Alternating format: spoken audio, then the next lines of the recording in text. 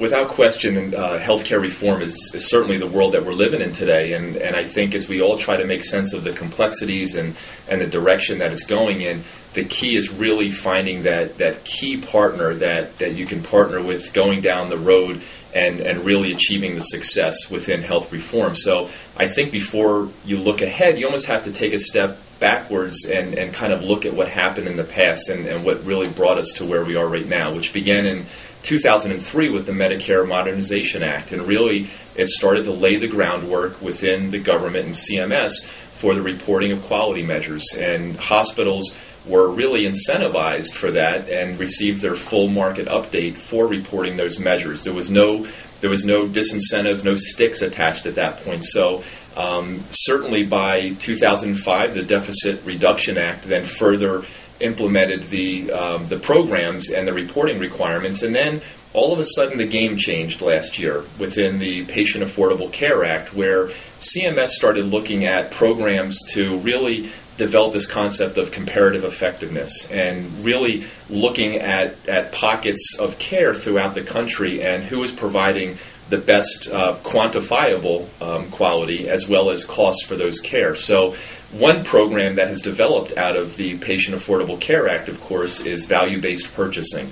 And a fairly straightforward program, but for the first time there's really sticks that are associated with a CMS program in the sense of hospitals certainly, again, can voluntarily report, but initially there's going to be money withheld from hospitals, and it has to be earned back by achieving those quantifiable quality indicators. And certainly in the world of anesthesia, it's absolutely critical because currently in this fiscal year 2013 reporting period, 4 of the 12 process of care measures, so 33% of those measures are anesthesia related or anesthesia driven.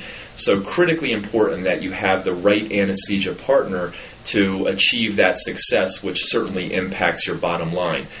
In addition to those process of care measures within value-based purchasing, there are the HCAHPS patient satisfaction measures. Again, just as equally important, certainly patient satisfaction, and anesthesia, again, clearly plays an important role in all of those measures, as well as one in particular for pain management of patients. So, again, it's interesting as CMS has rolled out these new health reform initiatives that anesthesia is very much in the foreground of these new reporting requirements that's being rolled out. So, and again, of course, all of this is publicly reported on the Hospital Compare website. So patients and surgeons and other practitioners have the ability to look and do research for facilities and look at their data. So all of this affects the facility's reputation, of course, and certainly their ability to grow and prosper over time.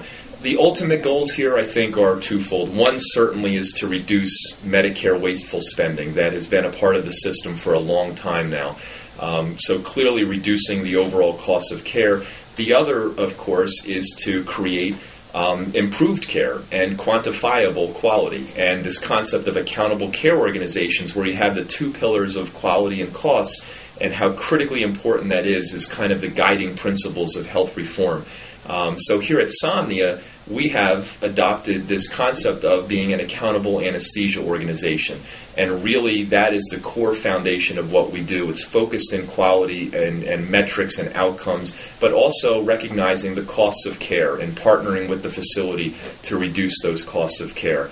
So really, that is really kind of in a nutshell the concept of value-based purchasing and accountable care and accountable anesthesia organizations such as Somnia.